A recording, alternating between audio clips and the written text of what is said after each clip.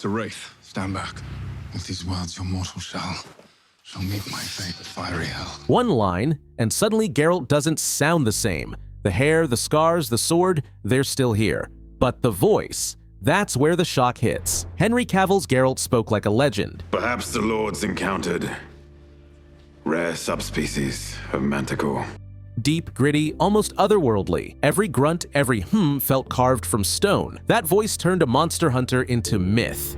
Now Liam Hemsworth steps in with a lighter tone. Quicker, less heavy, maybe fresher or maybe weaker. And that single change could be the biggest challenge The Witcher has ever faced. The Witcher has never been perfect. Fans argued about pacing, storylines, even whole seasons.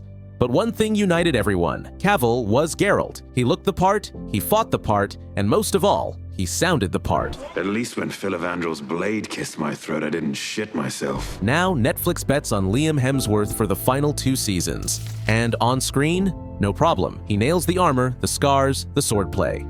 But voices aren't just surface details. They carry weight. They define presence. So here's the real question. If Geralt doesn't growl anymore, if his voice shifts from myth to mortal, can audiences still believe in him? Geralt has always had many voices. The sharp tones of the Polish original, Doug Cockle's darker, dangerous game dub. But Cavill transformed that into something iconic. He spoke rarely, but when he did, it mattered. That gravelly delivery gave the show authority. Even when the scripts dragged, Cavill's voice carried weight. His pauses, his silence, his infamous Fans laughed, quoted, and even memed it. But secretly they knew, the growl was the glue. It wasn't just Geralt talking. It was centuries of pain, bitterness, and myth condensed into sound.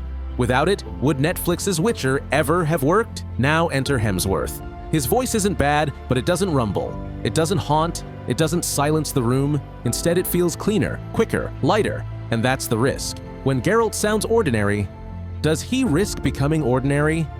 To be fair, Hemsworth looks great. The fight choreography? Dynamic. His screen presence? Convincing. Geralt swinging steel at a wraith still feels like The Witcher. But here's the truth. You can choreograph a sword fight. You can't choreograph a voice. It sticks. It echoes long after the battle ends. And no matter how good Hemsworth is, he'll always be measured against Cavill's growl. Still, history reminds us, no Geralt has ever been the same. The Polish original was sharp. Doug Cockle was dark. Cavill was mythic.